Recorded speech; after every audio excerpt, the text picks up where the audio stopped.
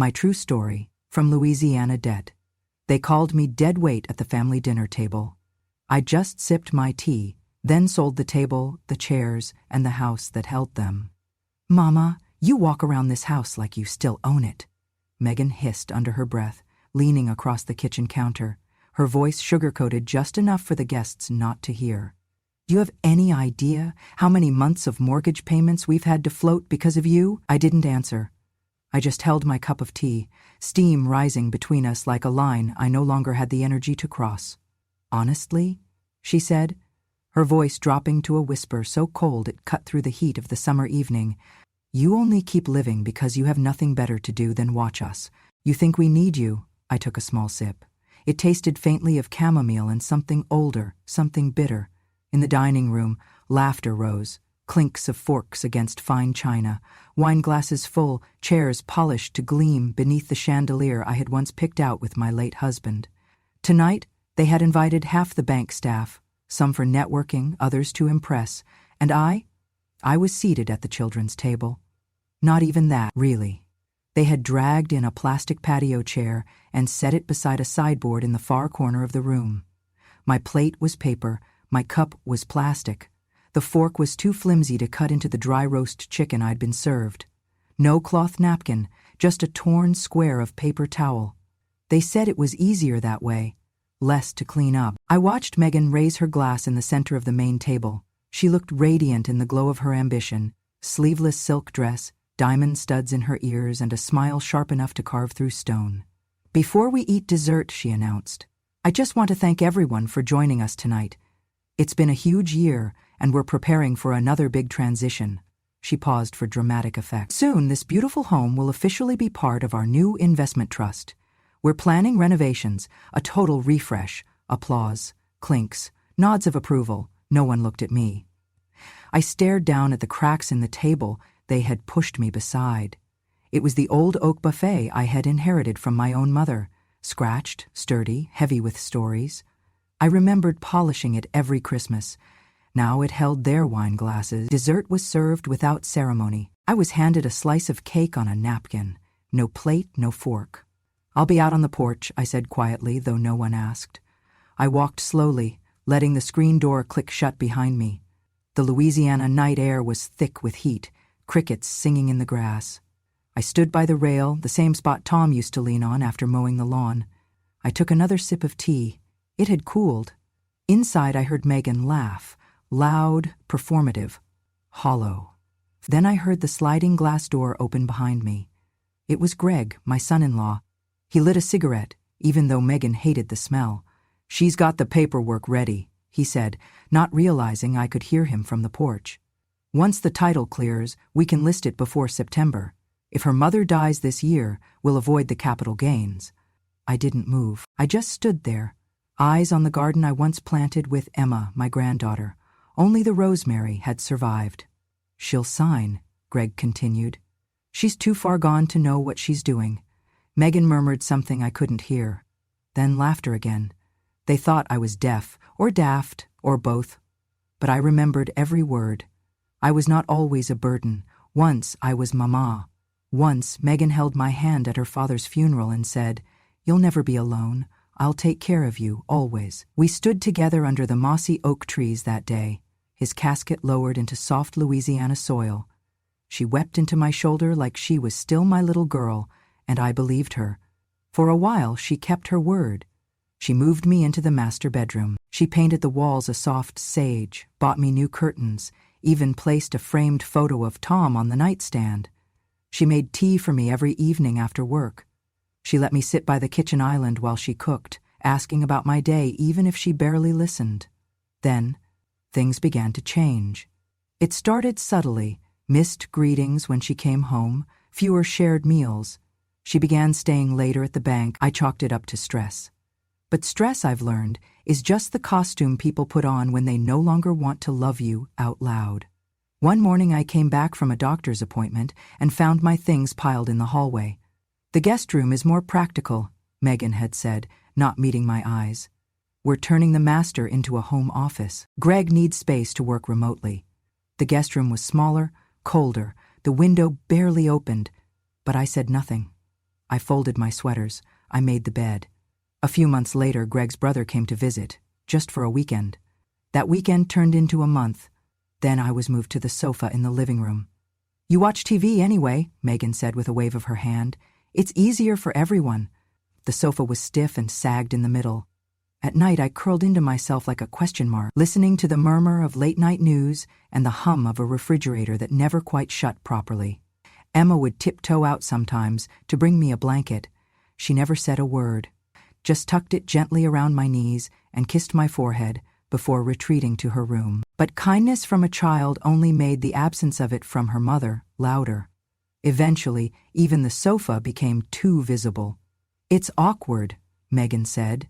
"When clients drop by and see an old woman asleep in the middle of the house, it sends the wrong message." She laughed like it was funny. Greg did not laugh. He just carried my things to the laundry room.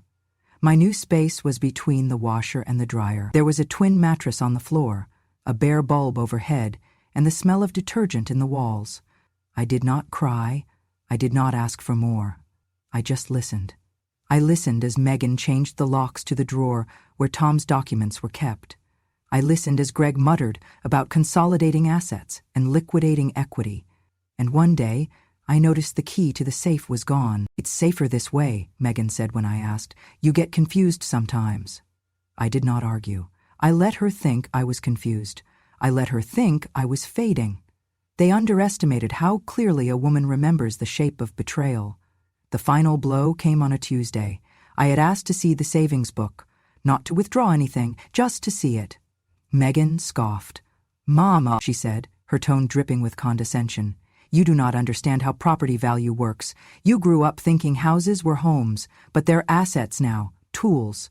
I stared at her. She smiled. "This house, this land, it has potential. You're taking up equity." I opened my mouth. She cut me off. "Honestly, you should be thankful we're letting you stay here rent-free." Rent-free in the house my husband built, in the home where I raised her, in the place where I had once walked barefoot to hang her baby clothes in the sun. That night I sat alone on the laundry room mattress. I opened the bottom drawer of my old suitcase and pulled out the envelope I had hidden for years. It held the original deed, and something better. Tom's handwritten note taped to the back of a page, dated 20 years ago. "If they ever try to force your hand," he wrote, "show them this. You were never meant to be anyone's burden." I read it 3 times, then I folded it carefully and began to plan. The day I realized my house was no longer mine in their eyes began with the sound of a paper shredder. I had gone to place a folded towel in the linen closet near the study when I heard the buzz. Not the usual hum of the printer or the beeping of the microwave, but that sharp mechanical whirring that only means one thing. Something was being destroyed. I peeked through the cracked door. Greg stood by the shredder, feeding it document after document. Megan sat at her desk, flipping through a thick manila folder. She looked up and said, "Save the originals. We only need 1 notarized copy for the title transfer." But Sherman, the title document read, "Title transfer." The phrase hit me like a slap. Later that night, after they left for a dinner party, I returned to that study. They had locked the drawer, but not well. I'd been a mother, a housekeeper, a widow, and before all of that, a curious child who knew how to slide hairpins into keyholes. Inside I found it. A contract labeled Durable Power of Attorney, Full Financial Control. My name was on it, so was Megan's. The last page had a signature line left blank, waiting for me. I stared at the document, the language printed in cold legal ink, authority to act on behalf of property owner in all matters of real estate, banking, and asset liquidation. My hands trembled, but not from age, from rage. I made a copy using their own printer. I folded the copy into my knitting bag right between the needles and the old crochet scarf I never finished. The next morning, I called someone I hadn't spoken to in over a decade, David Klein, a bankruptcy attorney, and once upon a time, my friend's ex-husband. When his business went under in the early 2000s, I had helped him get through it, loaned him a small sum, baked bread for his daughter while he pieced his life back together. He never forgot that. "Mrs. Miller," he said, surprised. "Are you okay?" "No," I answered plainly. "But I think I know how to fix it." We met in secret at a diner across town, the kind with sticky menus and weak coffee. I handed him the copy of the contract, and I watched his eyes narrow as he read. "Have you signed anything?" he asked. "No, and I will not." "Then you still have power," he said. "And if what you're telling me is true, we have more than power, we have leverage." He asked if I still had Tom's original will. I told him yes, but I had not read it in years. That night I pulled it from my suitcase. It was sealed in the same envelope Tom had placed it in before he died, along with the deed to the house, dated and notarized in both our names. But what I had forgotten, what I had never truly understood until that moment, was the second page, typed in smaller print, a clause added by Tom at the last minute. It read, "In the event that the surviving spouse is compelled or coerced to vacate or transfer ownership of the primary residence during her lifetime, said transfer shall be considered null and void. All rights shall revert to a third-party charitable trust designated by the surviving spouse." I sat back in my chair. Tom had seen it coming. Not this exact betrayal, perhaps, but something like it. A warning that love can rot, that entitlement grows best in silence. I photocopied the will and sent a copy to David. He called me the next day. "This clause," he said, "is your shield, and if they push this any further, it will become their sword." I didn't cry, I didn't laugh. I just sat alone in the laundry room that night and whispered to myself, "You were never meant to be anyone's burden." And now, thanks to Tom, I had proof. The night it all changed, the house sparkled. Candles lined the hallway. Wine glasses gleamed beneath soft chandeliers. The table was set with gold-rimmed plates and embroidered napkins folded into swans. I heard laughter I did not recognize. Bank laughter, business laughter, hollow, loud. Megan was hosting her quarterly team dinner. A networking event, she called it. A chance to solidify my VP candidacy, she said, as if that title would change the way she spoke to me behind closed doors. I had been told to stay in my room. "Just for the evening," Megan had said. "It's a professional environment. People from corporate will be here." So I did. I stayed tucked in the laundry room like a coat hung for later use. But my throat was dry, and the heat from the kitchen had crept down the hall. I thought I could quietly fill a glass of water, maybe catch a breeze from the open back door. I stepped softly into the kitchen, and everything stopped. Megan stood near the island pouring wine into crystal. The moment she saw me, my house dress, my orthopedic slippers, the glass in my hand, her eyes burned. "Mama," she hissed through a smile, walking toward me. "What are you doing?" "I was just getting water," I said gently. She reached past me, grabbed the glass, and dropped it into the sink. The noise startled the nearest guests, who turned slightly, unsure if they should be watching. "Mama," she said again, louder now, "I asked you to stay in your room." I nodded. "I know, baby. I was just—" "Do you want people to think we run a care home?" she snapped. "You walk through here and it's like the air shifts. I have colleagues here, for God's sake." I stepped back.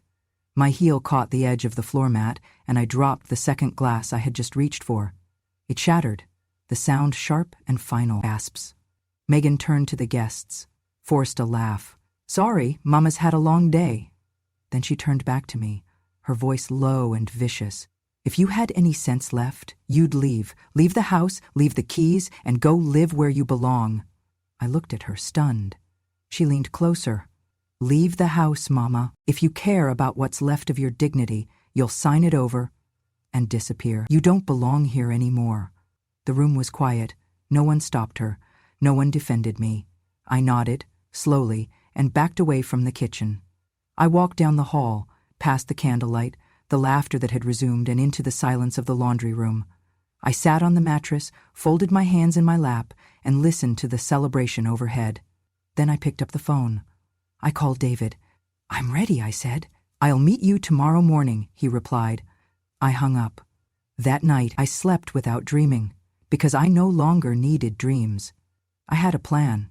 They thought silence meant surrender, that when I nodded and smiled, I had accepted their world, the one where old women were ornamental, voiceless, easy to outmaneuver. But I had not survived 80 years, buried a husband, raised a daughter, and stitched together a life just to be erased quietly.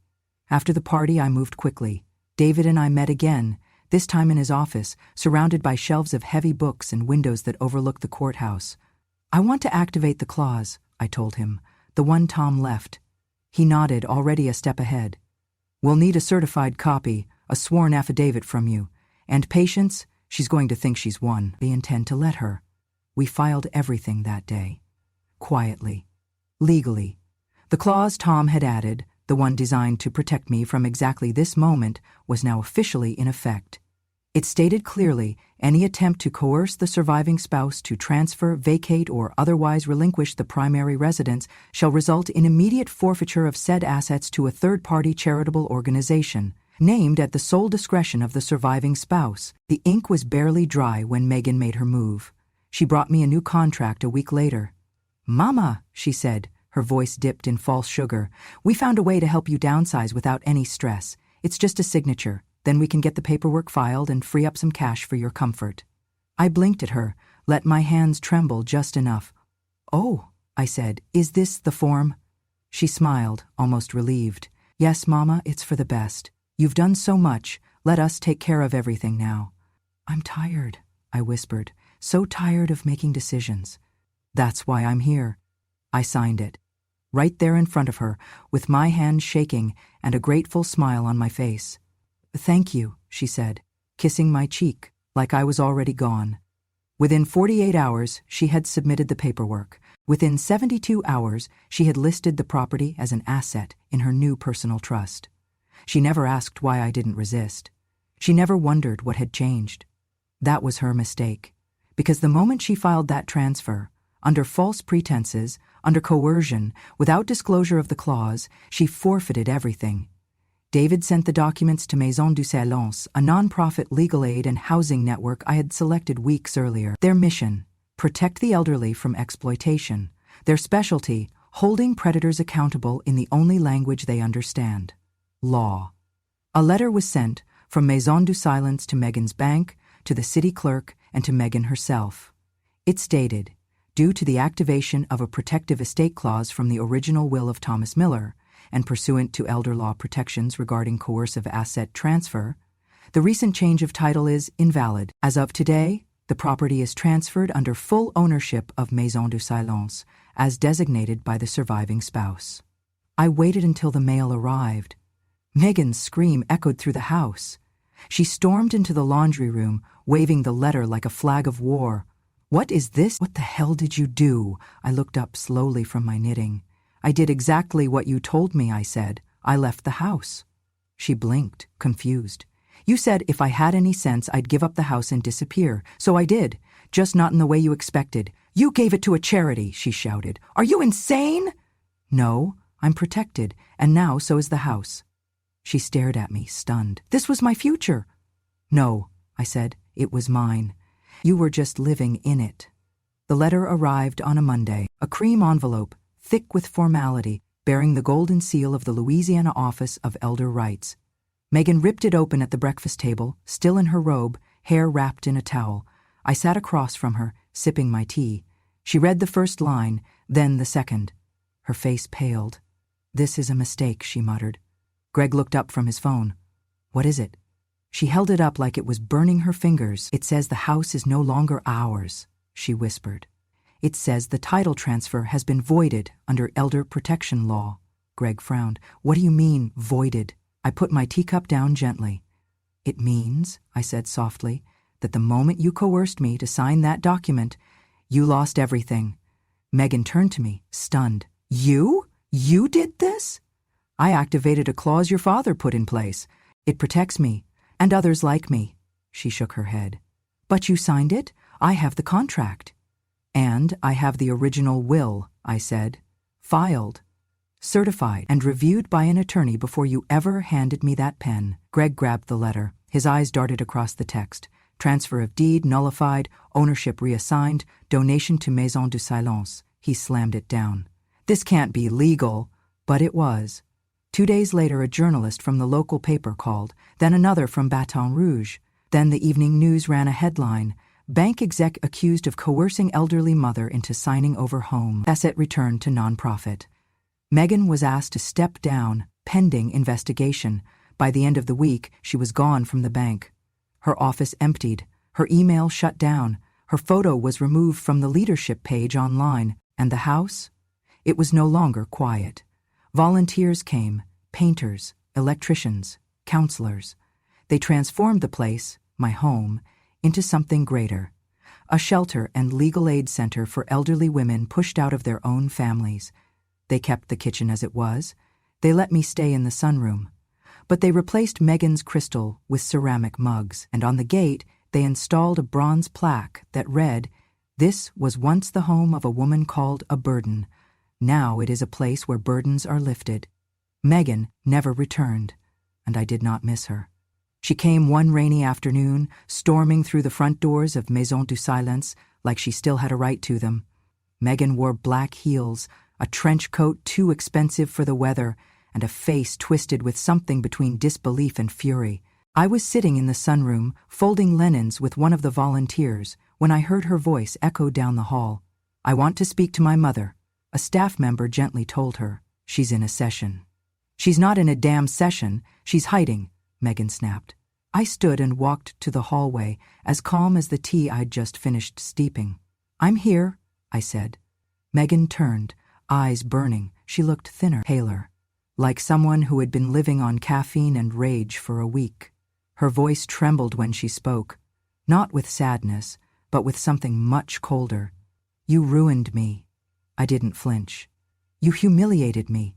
In front of my colleagues, my bank, the media, over a house?" I said nothing. She took a step closer. "You did this to me, over a party, a moment, one stupid comment. You let strangers take everything from me." Still, I said nothing. Then she spat the words like venom.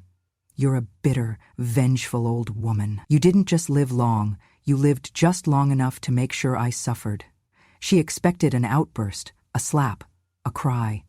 But all I did was reach into the pocket of my cardigan and pull out a folded envelope. I handed it to her. She snatched it with shaking hands. It was a letter I'd written the night after the title transfer was voided. No threats, no bitterness, just the truth. She opened it and began to read. Her lips moved slowly. "You never needed me, and I accepted that long ago. But there are people in this world who do need someone like me. Someone who knows what it means to be called invisible, burdensome, replaceable. You saw this house as equity. I saw it as a refuge. So I gave it to those who know its worth. Not in dollars, in dignity. You did not lose this house, you lost the right to call it yours. Because you forgot who built it, who kept it warm, who made space for you when you had nothing. I did not ruin you, Megan. I freed myself." She folded the letter, slower this time. "You think this makes you noble?" she asked, voice cracking. "You think you're some kind of saint now?" "No," I said. "Then what are you?" I looked at her with eyes that no longer wept for her approval. "I am the woman you underestimated." Megan stared at me like she was trying to remember something. Maybe who I used to be when she still loved me, or at least pretended to. Then she whispered, almost pleading, "Wasn't I enough?" I tilted my head gently. "You were my daughter. That was always enough, until I stopped being yours." She swallowed hard, turned, and left without another word. The rain followed her. I returned to the sunroom, picked up the linens, and folded the next one in silence, because I had already said everything that needed to be said. The house looks different now. The wallpaper is new, the lights warmer. The furniture, simple, soft, welcoming, was chosen not for aesthetics, but for comfort. The scent of antiseptic is gone, replaced by fresh bread and lavender. Even the floors seem to breathe easier. But the bones of the house are still mine. I know every creak, every draft that slips through the east windows in winter. I know where Tom used to keep the toolbox. I know the tile in the back bathroom that still clicks when you step just right. What they built here isn't just a shelter, it's the beginning. Maison du Silence, the name carved into the new mailbox out front, has become a haven for women like me. Women who were once silenced, sidelined, dismissed. Women who gave everything and were left with nothing. Now they have rooms with clean linens, warm meals, and people who listen when they speak. And on the black wrought iron gate that wraps around the garden, mounted proudly in polished brass, is a plaque that reads, This was once the home of a woman called a burden. Now it is a place where those like her begin again. Sometimes I stand behind the curtains of my little room on the top floor, what used to be the attic, now repainted and full of sun. From here, I can see the garden where the roses are coming back. I can hear the laughter of women rediscovering joy. Emma visits when she can. She's older now, wiser. Her hugs are tighter. One afternoon, I was sitting in the garden when a girl, no more than 20, stopped near my chair. She wore a volunteer badge and carried a basket of folded towels. She looked at me with wide, curious eyes. "Ma'am," she asked, "were you one of the ones who got left behind?" I smiled. "What makes you ask?" She hesitated. "People say this house was yours, that your daughter, you know, abandoned you." I set down my tea. "No," I said softly. "She did not leave me. She just stopped seeing me." "That's not the same thing." The girl frowned. "I don't get it." "I was not kicked out," I told her. "I was erased, bit by bit, like a painting scrubbed clean until no one remembered what the image once was." "And now?" I smiled again. "Now I am not invisible. Now I am home." She nodded slowly, then carried the towels inside. Later that night I wrote a letter. I do not know if Megan will ever read it. I do not know if she still lives in the city. But I wrote it anyway, because some endings deserve to be written by the one who lived them. My dear Megan, you were once my greatest joy, and then you became my greatest silence. But even that taught me something. Silence is never empty.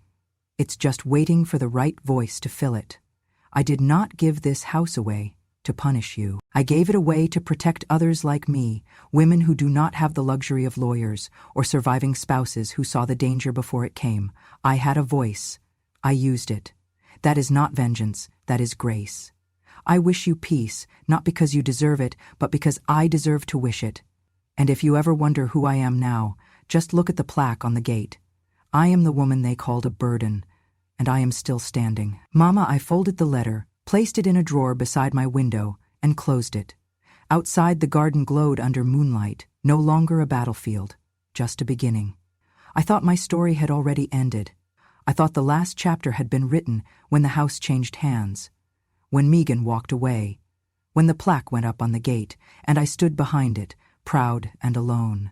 But sometimes life places bookmarks where you expect final periods. His name was Walter. He came to Maison du Silence not as a resident, but as a visitor. A retired carpenter from Lafayette, he volunteered once a week to repair shelves, mend window panes, and install ramps that the younger staff never measured quite right. He wore suspenders, smelled faintly of cedar, and whistled old jazz songs under his breath as he worked. The first time he saw me, I was sitting under the pecan tree with my knitting. He tipped his cap and said, "Ma'am, you're in the best shade spot in the county." I said, "That's why I claimed it first." He chuckled. "Remind me to negotiate with you next time before I bring my lunch." Over time, we talked more.